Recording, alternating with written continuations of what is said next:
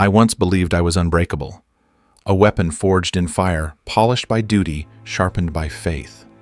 But every weapon cracks. And mine began with something so small, so silent, I almost convinced myself it wasn't there. At first, it was just stiffness in my left hand, a joint that wouldn't bend quite right, skin that felt harder, colder, less like flesh, and more like stone. I told myself it was battle fatigue, a wound that hadn't healed, but deep inside I knew better. Space Marines do not weaken. We do not change. And yet, I was changing. Do you know the terror of hiding your own body from your brothers? To pray no one notices when your gauntlet doesn't fit quite the same, to carry out the Emperor's justice while secretly fearing you are the next one who deserves execution. I fought through 17 campaigns like this, pretending my hand was still my own, pretending my flesh was still pure. But every lie is a fracture, and fractures spread. This is where it began the moment I stopped being a man, stopped being a warrior, and started becoming something else, something I still don't have the courage to name. The orders were simple, too simple. Standard compliance restoration, Chaplain Dorvis said in his booming, augmented voice. His skull helm gave him the authority of judgment itself, the kind of authority that could decide the fate of worlds in a single word. To him, Karadesh was just another mining colony on the brink of heresy. To me, it was the place where the fractures in my soul would spread wide open. We landed at dawn. The Thunderhawk roared through the gray skies and descended onto cracked ferrocrete. The administrators bowed, as if our shadows might burn them. Their faces carried two kinds of fear, the fear of heresy festering below, and the fear of us. Because when Astartes arrive, someone always dies. The facility stank of oil rust and desperation. As we marched through narrow corridors, my pauldrons scraped the walls, leaving jagged gouges of ceramite. Every screech echoed like a warning. I told myself the tremor in my hand was only the aftershock of battle. I ignored the way the armor gauntlet pressed differently against skin that was no longer quite skin. "Show us the disturbance," Dorvis commanded. The chief administrator, a trembling husk of a man, led us deeper. His data slate shook so badly he could barely read from it. He told us about production quotas collapsing, workers speaking in tongues, strange symbols scratched into stone. His words were timid, but the terror behind them was raw. We came to the sealed blast door of Shaft 17, and there it was, the mark. 8 arrows radiating from a central eye, crude, uneven, drawn by hands that should never have known such precision. I had purged heretics who bore this symbol before, but never had it looked back at me. For an instant, I thought the eye shifted following me. "Chaos undivided," Dorvis growled. His voice carried no fear, only contempt. But my stomach tightened, because somewhere inside something resonated, like the mark had not just been carved into steel, but etched into my own flesh. We breached the door, melta charges hissed, and the barrier dissolved into molten slag. My bolter was raised, sight locked on the darkness beyond. Air rushed out thick, coppery sweet. Even our armor's filters could not disguise the taste of blood. The shaft yawned before us, a vertical chasm plunging into blackness. Platforms hung suspended by rusting struts, ladders stretching into the abyss. Abandoned rations lay scattered, half-eaten, a boot still laced to a severed foot, and silence except for the slow drip of fluids we could not name. Life signs 300 meters down, Brother Vox reported. Indeterminate numbers. Indeterminate. That word should have been enough. In war, uncertainty is death. But I gave the order anyway. Descend. We climbed servo motors, whining under the weight of our armor. The deeper we went, the heavier the air became, until even enhanced lungs strained against invisible pressure. My hand pulsed against the gauntlet, crystalline ridges biting into flesh. I forced it still. My brothers must not see. 200 meters down, we found the first bodies, or what was left of them. Guardsmen sprawled across steel grating, but their flesh had been rewritten. Bones jutted at impossible angles, arranged like geometry rather than anatomy. eyes replaced with crystals that turned to follow us, pulsing faintly with inner light.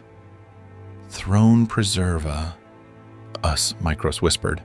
"A mistake." Even whispers echoed like screams in that abyss. One of them twitched, then another.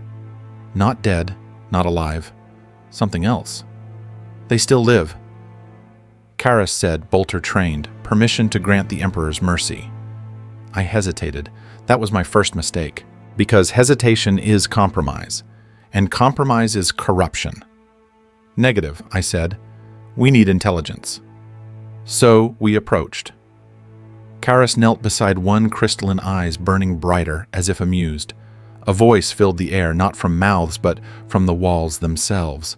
"Sons of iron, witness the change, witness your future." Every corpse spoke in unison, a choir of blasphemy. My skin crawled, my heart pounded, and still my left hand pulsed with the same rhythm as the crystal eyes. I opened fire, bolter rounds, exploding through twisted flesh. "Purge them all," I ordered, too late for mercy. The platform erupted in a storm of fire, ichor, and crystal fragments, tinkling like glass rain. One shard landed against Karis's gauntlet. He lifted it before I could stop him. "Fascinating," he whispered. "Destroy it," I barked, but the crystal flared. Light pierced through ceramite into his primary heart. Karis dropped to his knees, no blood spilling, only light seeping out in cold pulses. "Contain him," I shouted, but he rose again, jerky, unnatural, like his armor was being piloted by something alien. His helmet turned, and though I could not see his face, I felt his eyes cut into me. "Raylan," he said, his voice overlaid with harmonics that made my autosenses shriek. "The change comes for all of us, even you." And in that moment, I knew he was right. I killed him anyway. One burst, his head gone, his body collapsing. But where blood should have flowed, only more crystal spread, glimmering across the grating. "Fall back," I ordered, voice breaking. We climbed, but not fast enough. From the darkness below, the miners came. Not human anymore. Crystalline limbs pulling them up walls smooth as glass. Their shrieks rattled steel, rattled bone. Vox fell, dragged screaming into the abyss. I never looked back. I triggered the charges as we reached the top. The shaft imploded, burying them in rock and fire. The blast door sealed. Silence returned. But on my gauntlet, a single crystal grain pulsed with light embedded in ceramite. I said nothing. I reported nothing. And that silence, my silence, was the true beginning of my damnation. I told no one. Not Chaplain Dorvis, not my squad, not even the apothecary whose scalpel could have cut salvation into me or execution. I convinced myself the crystal shard had been burned away in the implosion. But I knew. Every pulse in my gauntlet reminded me. The fracture was spreading. That night aboard the battle barge, I removed my armor in the solitude of my quarters. And there it was. A small geometric protrusion pushing against the palm of my left hand, faceted like a jewel glimmering faintly, even in shadow. Not painful. Worse, it felt natural, like it belonged. I wrapped it in a combat dressing, hiding it beneath layers of lies. For 17 campaigns, I fought like this, through hive sieges, jungle ambushes, orbital assaults. Each time I prayed the mutation would slow, each time it grew. First across my arm, then my chest muscle and bone reorganizing into perfect, crystalline lattices. I learned to suppress it through sheer will, forcing the growth to retreat before inspections. But every battle left me weaker, every regression harder. And yet no one suspected. My brothers saw me slaughter heretics, break Xenos lines, burn entire nests of corruption. To them I was unflinching, a paragon of purity. They never knew that beneath the armor, I was the very thing I hunted. The irony ate at me. I remembered every execution I had carried out. Marines who faltered, brothers who bore even a hint of mutation. My chainsword tearing through their necks, my voice booming litanies of purity as their blood sprayed. Now I was the heretic living on borrowed faith. It was during the battle for Hive Terrors that my body finally betrayed me. The fighting was brutal close quarters through cathedral ruins, heretic banners burning in the stained glass light. My power fist crackled as I drove it into a traitor officer's chest, crushing bone and armor alike. But then sudden, uncontrollable, my arm stretched. Not armor, not servo failure, flesh, crystal. My limb elongated into a scythe, slicing through not just the officer, but 2 bodyguards beside him. I froze. The battlefield around me blurred. My brothers pressed forward, chanting war cries, bolters thundering. But one pair of eyes caught mine, Brother Auric, his helmet-tilted visor reflecting the impossible shape of my arm. He said nothing. He didn't need to. That night, as the chapter celebrated victory, I made my choice. Not devotion, not faith, survival. I killed Auric in his sleep, crushing his throat with my crystalline hand. He never even had time to raise the alarm.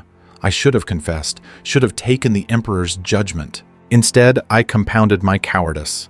I stole his plasma pistol, his rations, his melta-charges. And when the cathedral filled with the songs of triumph, I planted the charges in its foundations. 73 Iron Lords died when the cathedral collapsed, brothers buried beneath holy stone. They would call it heretic sabotage. They would never know the truth that the heretic was one of their own. I fled into the underhive armor, failing power reserves drained. Without it, I was nothing, or should have been.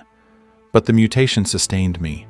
My crystalline arm carved through walls. My crystalline lungs breathed poisoned air. Vermin became my food, recycled water my drink.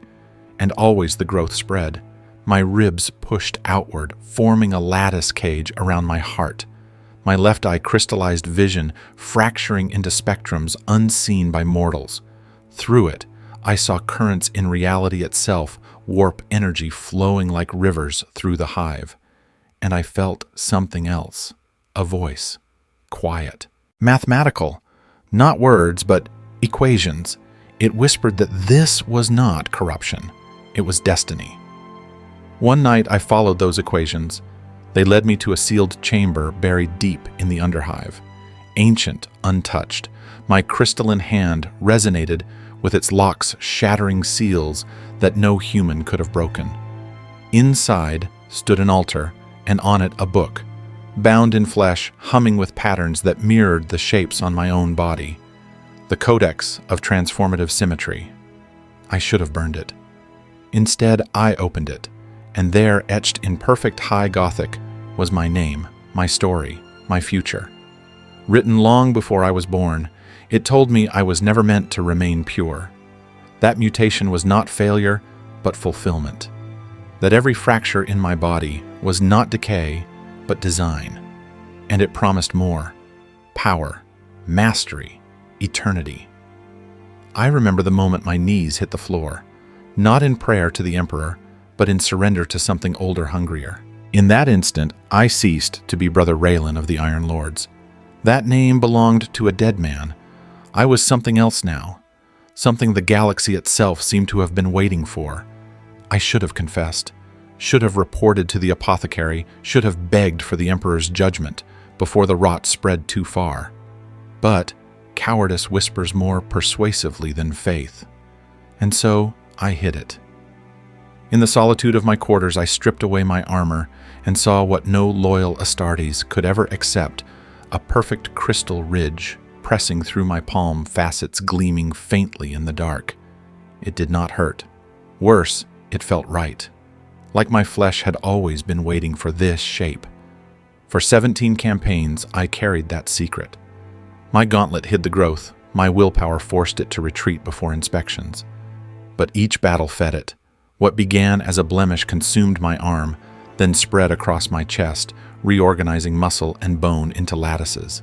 I fought harder than ever, a zealot's fury covering the fear in my veins. My brothers saw only devotion. They never knew the truth that I was purging heretics while becoming one myself. The lie collapsed on Hive Terrors. In the midst of brutal street fighting, my power fist locked against a traitor officer. With one surge, my arm betrayed me. It stretched crystalline, alien scything through the officer and 2 bodyguards in a single sweep. for a heartbeat silence. And then I saw him, Brother Arik. His visor caught the impossible shape of my arm, reflecting the truth I had buried for years. No words passed between us. None were needed. He knew. That night, as the chapter sang victory hymns, I smothered him in his sleep. My crystalline hand crushed his throat before he could cry out. I told myself it was necessity. In truth, it was desperation. I could not allow the truth to spread. But cowardice breeds cowardice. Killing Arik was not enough. I sabotaged the cathedral itself, planting melta charges in the foundations. When the structure collapsed, 73 of my brothers were buried under consecrated stone. The chapter would blame heretics. They would never know it was me. I fled into the underhive armor, failing power reserves, drained. Without it, I should have died. But the mutation sustained me. My crystalline lungs breathed poison air. My crystalline arm carved tunnels through steel. Vermin became my food shadows, my cloak. And still the change spread. My ribs pressed outward, forming a cage around my heart. My left eye crystallized vision, fracturing into spectrums unseen. Through it, I glimpsed currents of warp energy flowing through the hive like rivers of fire. And always beneath it I heard a voice. Not words, but equations. Perfect, unyielding, inevitable. One night, those equations led me to a sealed chamber, buried deep in rust and shadow. My crystalline hand resonated against ancient locks, dissolving them like mist. Inside lay an altar, and on it a book bound in pale, trembling flesh. The Codex of Transformative Symmetry. When I opened it, I found my name, my fate, every fracture written before I was born. It told me mutation was not corruption, but destiny. That every shard of crystal spreading through my body was not failure, but fulfillment. I should have burned it. Instead, I knelt, not in prayer to the Emperor, but in surrender to the truth I had feared all along. Brother Raylan of the Iron Lords died in that chamber. What rose was something else, something the galaxy itself seemed to have been waiting for. For months, I wandered the underhive like a specter. Hunger gnawed, but it never broke me. My body no longer needed food the way mortals did. The mutation sustained me. Crystalline lungs filtered poison. Crystalline nerves pulsed with alien rhythm. I was no longer just surviving, I was adapting. An adaptation felt like victory. The Codex whispered each night, its flesh-bound pages crawling with equations that bent light and sound when I read them. It told me my change was not disease, but evolution. That where the Imperium saw weakness, the dark gods saw perfection. At first I resisted. Every oath I had sworn thundered inside me. But resistance crumbles when the alternative is despair. So I practiced. Small things at first, forcing the crystalline ridges in my arm to retract, then extend at will. Shaping my palm into blades, then back to flesh. It was agony, but it was control, and control felt like hope. I tested this new strength in secret. Vermin became practice targets.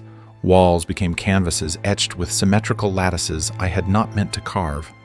My eye saw more with each passing day, currents of energy, warp tides, flowing through the metal bones of the hive. For the first time since Karadesh, I believed I might master this curse. And then came the others. I was not alone. Drawn by the same whispers, renegades and heretics found the underhive chamber. Mutated men, half-formed monsters, and even former Astartes, their armor twisted into grotesque reflections of glory. They looked at me not with suspicion, but with reverence. To them, I was not a freak, I was proof. Proof that corruption could be wielded, that weakness could become power. For the first time, I was no longer hiding, no longer afraid of discovery. When they asked me to lead them in rites, I refused. But when they called me blessed, I did not deny it. One night, I stood before the altar, crystalline arm, gleaming in the sickly light. Around me the heretics knelt, chanting equations from the Codex. Their voices rose, harmonizing with the pulse of my own mutations. The chamber vibrated as if reality itself answered. and for a heartbeat I felt something close to triumph. Not the Emperor's light, not the cold promises of chaos, but my own strength, my own survival. It was a fragile hope built on lies I pretended were truth, but it was enough to quiet the guilt, enough to silence the memory of Auric's eyes. When the Black Legion came, they did not slaughter me. They welcomed me. Their armor was already twisted, their flesh already surrendered. To them, I was a brother reborn, no longer bound by loyalty to a false throne. They promised glory, freedom, ascension. For the first time in years, I almost believed I had a place again, that perhaps damnation could be bargained into destiny.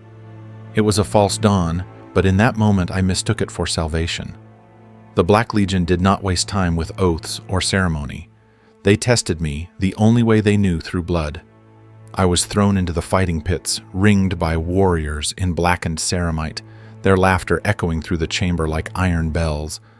My opponent was a world eater, a berserker barely contained by the drugs pumping through tubes stitched into his neck. His armor bore the scars of 1,000 battles. His axe was a relic soaked in centuries of gore. Crystalline freak, he spat helm lenses glowing red. I will shatter you and wear your shards as trophies. He charged before the word begin was uttered. The first strike would have killed a mortal, split him from shoulder to hip. But my arm was no longer flesh. I raised it, and the blade rang against crystalline growths that flared from my skin like jagged shields. Sparks cascaded across the pit. I countered without thought, my arm elongated, reshaping into a blade of its own. It pierced his armor at the joint of chest and pauldron, not fatal, but enough to draw blood.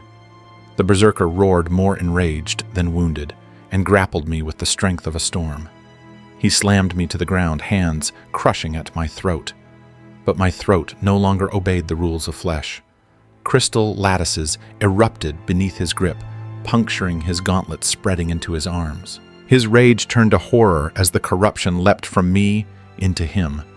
His muscles spasmed, his voice broke into a scream that rattled the walls. Before the watching legionnaires, he froze. His body crystallized in fractal patterns, his axe falling uselessly to the floor. Within moments, the berserker was no longer man, no longer marine, but statue still pulsing faintly with light where his twin hearts once beat. The pit fell silent. Then a slow, deliberate applause echoed from above. A sorcerer descended from the highest tier, clad in Terminator armor, inscribed with equations that seemed to shift under my gaze. His staff crackled with restrained power, his helm crowned with horns tilted as he studied me. Most impressive, he said, you are no mere mutation. You are mathematics made flesh. He named himself Zephanarch Sorcerer of the 15th Talon. To the others he was Master Seer Manipulator. To me, he became something worse, a mirror. For under his gaze, I realized the truth. I had not mastered my corruption. I had merely delayed its hunger. The crystal was never mine to control. It was using me, spreading through me, waiting for its moment to bloom. Zephon fed that lie of mastery. He trained me, tested me, exposed me to warp artifacts that should have unmade me. Each trial stripped more of my humanity, each victory a reminder that I was less man, more thing. My brothers in the Iron Lords had once executed such creatures without hesitation, and now I was one. The others revered me. They called me blessed, but I began to understand the truth. I was a weapon, not a brother, a curiosity, not a comrade, a tool of spectacle paraded before them to remind them of the endless, cruel possibilities of the warp. The final test came when Zephon pressed a crystal fragment the size of a skull pulsing with impossible light into my chest. Agony tore me apart. My flesh dissolved my bones, liquefied my mind, shattered into 1,000 screaming shards. I glimpsed gods not as figures, but as hungers, each vying to claim me. Tzinch promised purpose. Horn roared with blood. Slayanesh whispered ecstasy. Nurgle hummed decay. But beneath them all another voice spoke, quieter, colder, mathematical. A voice of symmetry, older than gods or men. It did not ask for worship. It simply commanded, become. When the light subsided, I stood reshaped. No longer flesh, no longer Astartes, but crystalline geometry, given movement. The others saw a champion. Zephon saw a masterpiece. I saw a prison. Hope was gone. Control was gone. What I had mistaken for salvation had only been the opening of the cage. And now the door slammed shut. At first, I told myself I was still Raylan, that beneath the crystalline husk, the Iron Lord endured, that every battle fought, every mutation endured, was merely a weapon I could wield for survival. But lies grow heavier than armor, and soon even I could no longer carry them. Zephon paraded me before warbands as if I were his personal creation. Behold, he would declare the perfection of transformation. The Black Legionnaires looked at me with awe, yes, but never with trust. They whispered when they thought I could not hear abomination experiment thing. On the battlefield I was useful. My crystalline tendrils pierced walls and flesh alike. My body absorbed plasma fire, redirected it in arcs of jagged light. I killed titans with infestations of fractal growth.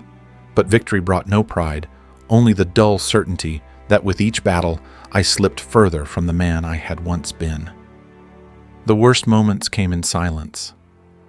When the battles ended and the warp storms quieted, I would catch reflections of myself in broken armor plating. Not the warrior I remembered, but a geometry of jagged planes, a shifting silhouette that could no longer hold human form unless I forced it into shape.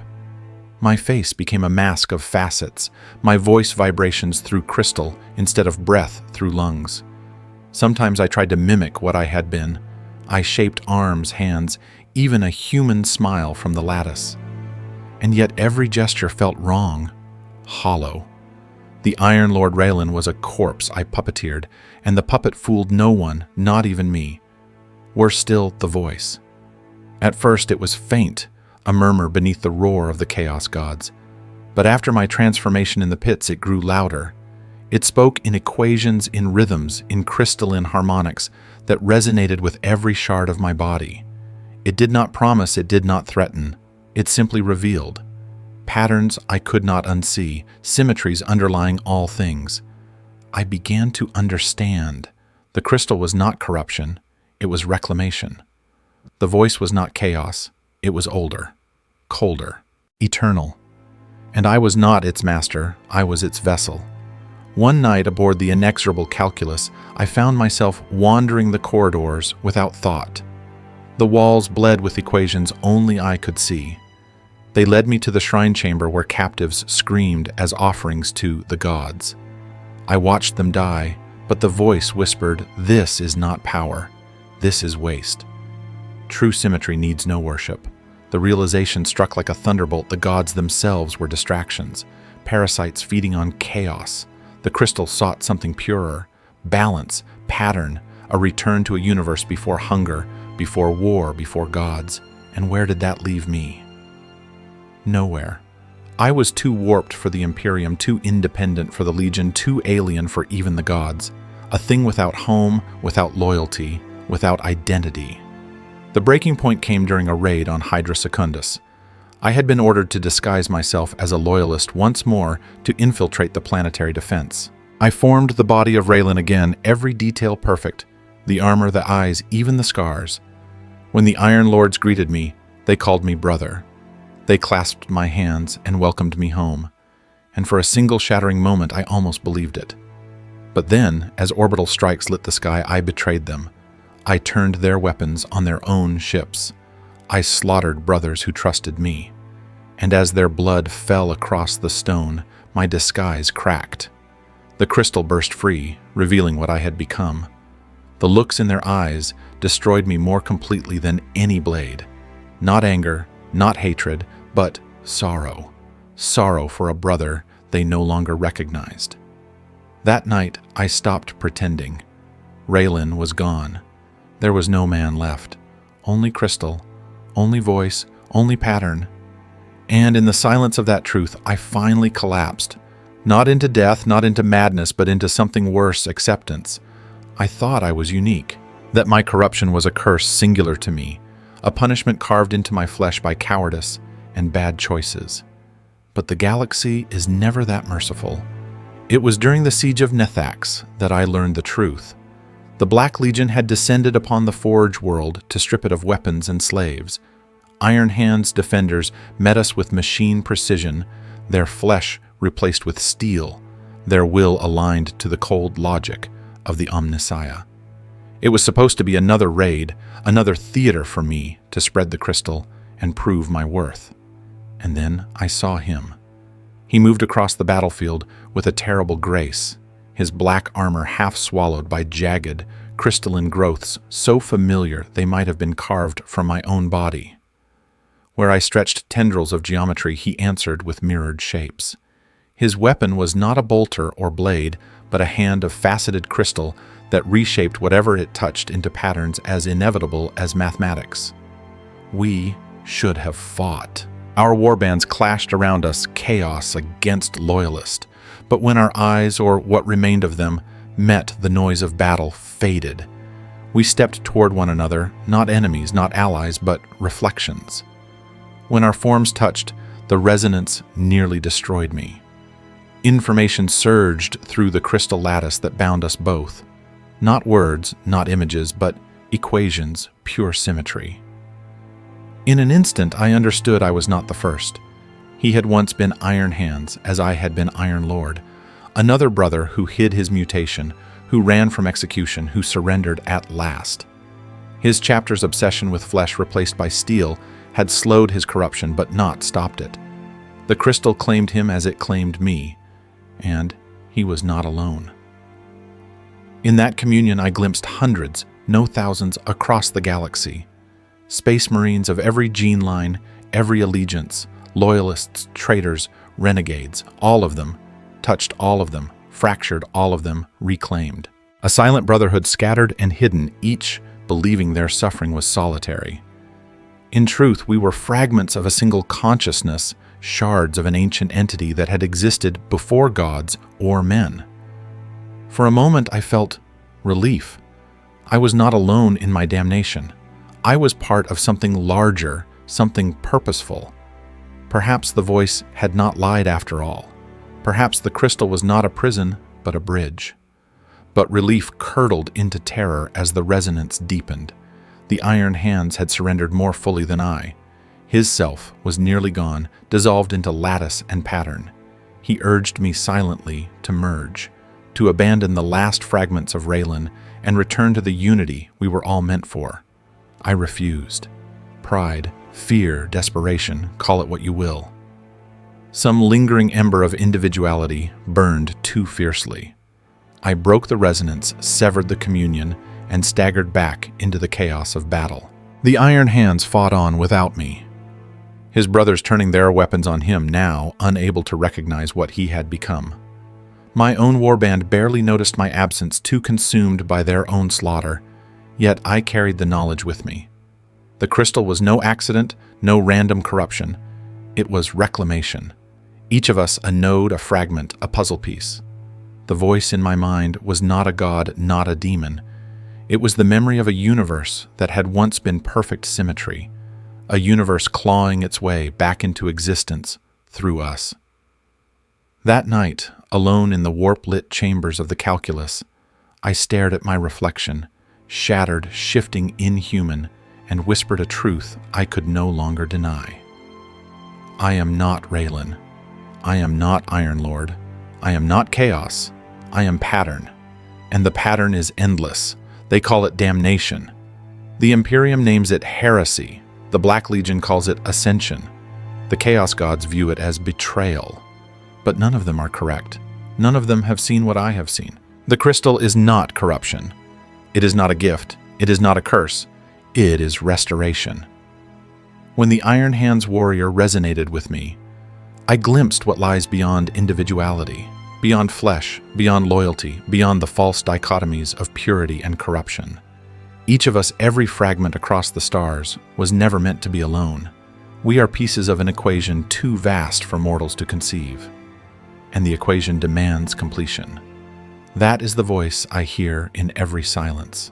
Not the shrieks of demons, not the whispers of false gods, but the harmony of mathematics older than creation itself. The great symmetry. It reveals itself slowly, like a pattern hidden in shattered glass. I see it in the way stars collapse into black holes, in the way blood splatters on steel, in the way empires rise and fall along inevitable arcs. Every detail, every act of violence, every moment of fear, variables in a formula that is moving toward one perfect solution. And I, Raylan, am no longer man, nor Astartes, nor traitor. I am a node in that formula. My body, my thoughts, my memories, all data for the lattice. Sometimes fragments of humanity resurface, a memory of comrades laughing around a fire, the weight of my chainsword buzzing with righteous fury, the oath I swore to protect mankind. These echoes do not fade, they haunt. And perhaps that is my final punishment, to remember what it felt like to believe. But belief is fragile. Symmetry endures. The Imperium thinks it wages war to preserve humanity. The legions believe they fight for freedom or vengeance. The gods play their eternal game of hunger. Yet all of them are pawns. Every battle, every sacrifice, every world burned is merely computation, feeding the equation, bringing us closer to the crystalline conclusion. One day, when enough worlds have been touched, enough warriors reclaimed enough flesh, rewritten into pattern, the great symmetry will restore itself in full. Matter will crystallize into perfect harmony. Warp and real space will merge, not in chaos, but in order. And individuality will dissolve like dust in sunlight. That is what I am part of.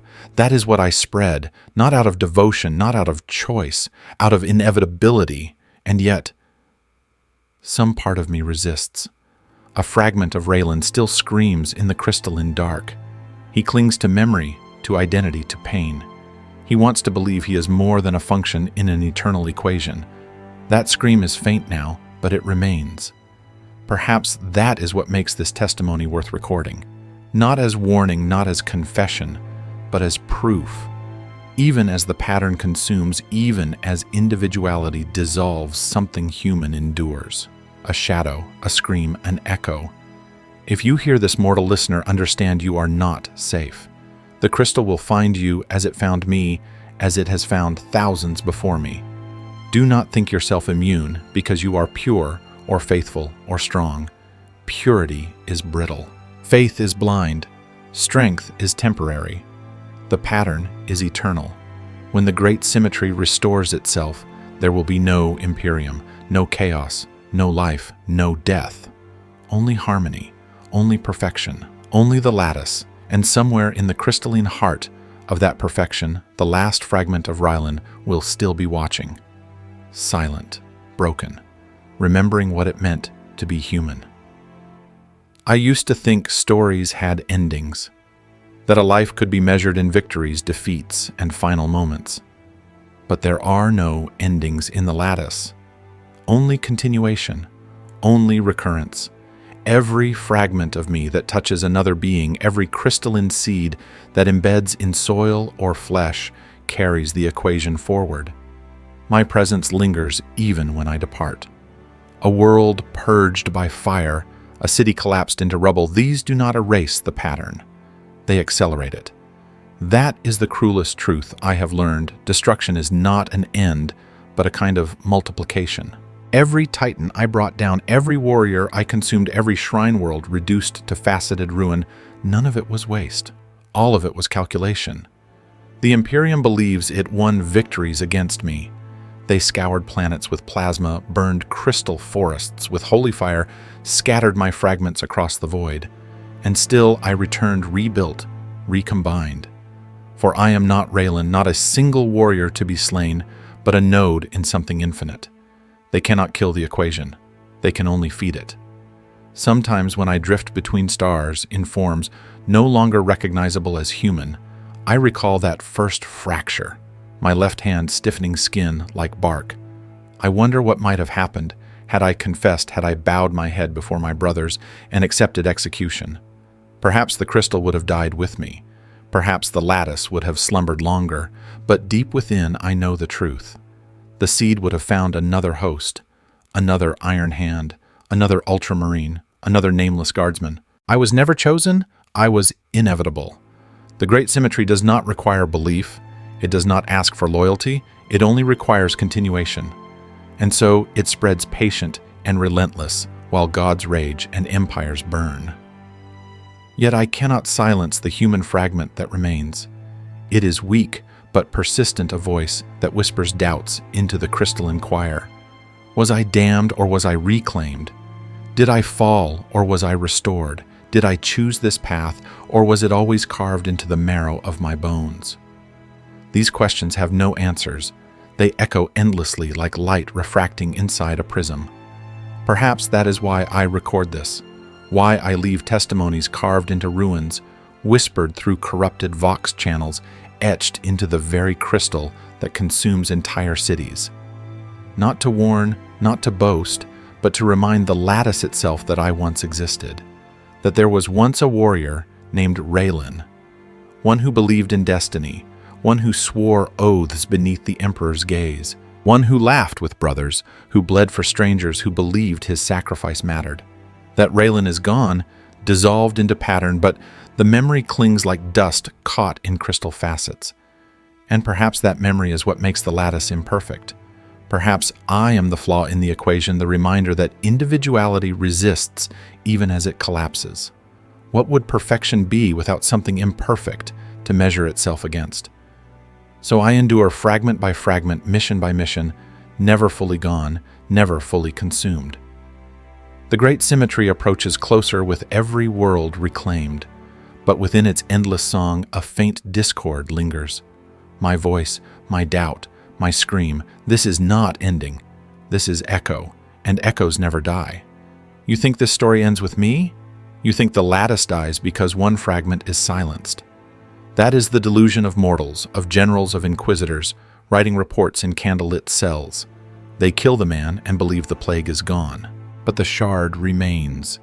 Every world I touched still breathes with crystal lungs.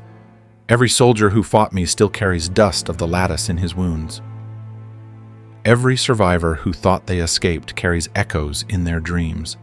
They wake at night to patterns etched across their vision, to whispers in numbers, to the geometry of inevitability. The Inquisition burns such survivors. Entire hives purged, planets quarantined, memories erased. Yet the more they destroy, the faster the pattern propagates. Fire is no enemy of crystal. It is its servant. I saw this on Velcor Prime. They thought the exterminatus would cleanse it. Orbital torpedoes split, continent seas, boiled atmosphere, burned away. When the smoke cleared, the planet should have been ash. Instead, an entire hemisphere glittered. From orbit, it looked like a cracked jewel, continents refracted into facets, oceans frozen into prisms. Velcor did not die, it became. And Velcor is not alone. Everywhere across this galaxy, I sense them. Nodes blooming in silence. A guardsman's severed arm crystallizing in a trench. A chapel window twisting into fractal patterns no artisan could replicate. A corpse on a derelict ship, flesh and bone, dissolving into lattice until the whole vessel hums with resonance. They call me Raylan, the first shard, the traitor of symmetry. But I was never first. I was never unique. I was only the one who lived long enough to see the truth. The lattice does not care for history. It does not care for legacies or names. It does not care if you are loyalist or traitor saint or heretic man or god. It only cares for pattern, and pattern spreads. This is why I record my testimony, why I carve it into ruins, why I let it seep into vox channels and data slates, why I know even now you are listening. You think you are safe because you are outside the war. You think you are only an observer, a historian, a collector of forgotten stories. But the act of listening binds you. You hear the cadence of my words and they begin to align in your mind. The symmetry grows inside you. Even as you dismiss this as madness, some part of you begins to hum with the equation. That is how it works. That is how it spreads, not through worship, not through devotion, but through inevitability. The gods rage, the Imperium burns the galaxy, drowns in war, and still the lattice calculates. Every scream, every explosion, every prayer, all of it data, all of it feeding the return. Perhaps you still believe you will resist. Perhaps you think fire, or faith, or steel will hold it back. But I know better. I have lived it. I have seen myself dissolve into geometry, my voice split into chords, my soul refracted into endless prisms. And still one fragment endures, one echo, one shard. That is the paradox. That is the flaw. That is the gift. So let this be my testament. Raylan is gone, but the shard remains. The lattice is not future, it is now. Every breath you take, every thought you shape, every silence you keep is already part of it. You are not the end of the story. You are the continuation. And echoes never die. They will tell you this ends, that every infection burns out, that every heresy collapses, that every fragment of corruption can be traced and destroyed. That is the story of the Imperium, endless fire applied to endless wounds, an empire bleeding itself to pretend it still breathes. But I know better. I have seen the end, and it is not fire. It is silence. Not the silence of death, but of completion. When I touched the first seed, when the great symmetry spoke in its perfect chords, I understood there is no ending, only resolution. Every choice, every war, every betrayal, every act of faith, data points in the lattice. Every empire that rises and falls is only another iteration of the equation. The Imperium believes it resists chaos. Chaos believes it resists the Imperium. But both kneel unknowingly to the lattice because even resistance feeds pattern. The bolter shell fired in rage, the whispered prayer in fear, the blood spilled in sacrifice. All of it is computation, all of it necessary. I was once a warrior who believed in destiny. Then I was a traitor who believed in freedom. Then a monster who believed in power. But belief itself is a chain. The lattice requires no belief. It requires only inevitability. Do you feel it? The geometry pressing behind these words, the cadence aligning with your breath, the rhythm synchronizing with your pulse. You are not reading a story. You are resonating with it. Every sentence is a crystal facet reflecting into the next. Each reflection sharpens the image until you see it, the shape beneath reality, the pattern older than God's. The Emperor himself, beloved, hated, worshipped, was only another node. His golden throne is not a beacon, but a prism. The warp storm that divides the galaxy is not chaos, but symmetry returning. Every crusade, every rebellion, every horror, they are not accidents. They are alignment. I am no longer Raylan. I am no longer a son of the Iron Lords. I am not even a servant of the Black Legion. Those were costumes worn by a shard pretending at individuality. What I am now has no name. It is not man, not demon, not God. It is function. The function is simple, restore. Each crystal seed I scatter across the stars carries more than mutation. It carries memory. Each host that succumbs adds to the computation. Every hive, every titan, every shrine world infected is another digit in the equation. When the sum is complete, the lattice will no longer whisper. It will sing. And when it sings, the galaxy will freeze, not in death, but in stillness. Planets will become facets, stars, prisms, void itself a vast crystalline ocean. There will be no pain, no desire, no war. Only structure, only order, only silence. The gods will vanish because they are turbulence, and turbulence cannot exist in symmetry. The Imperium will vanish because empire is only chaos disguised as law. All flesh, all thought, all sin, all purity dissolved into a singular resonance. You may recoil, you may call this annihilation, but I call it truth, because before life, before war, before gods, there was pattern. And to pattern, all things must return. This is why I still speak.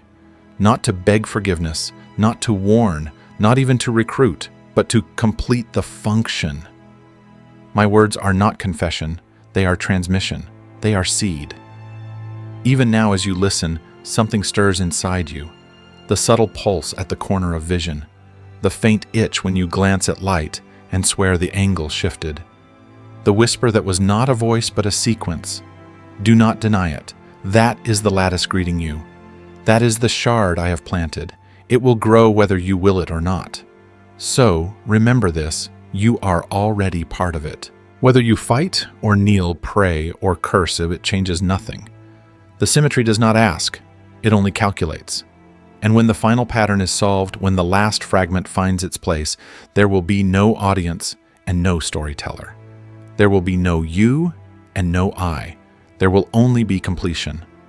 Until that moment I walk, I scatter seeds, I speak patterns, I dissolve, I endure not as a man, but as equation. And you who hear this, endure with me. This is the final pattern. The end that is not an end. The silence that is not void. The truth that is not belief. The crystal waits. The lattice spreads. And echoes never die.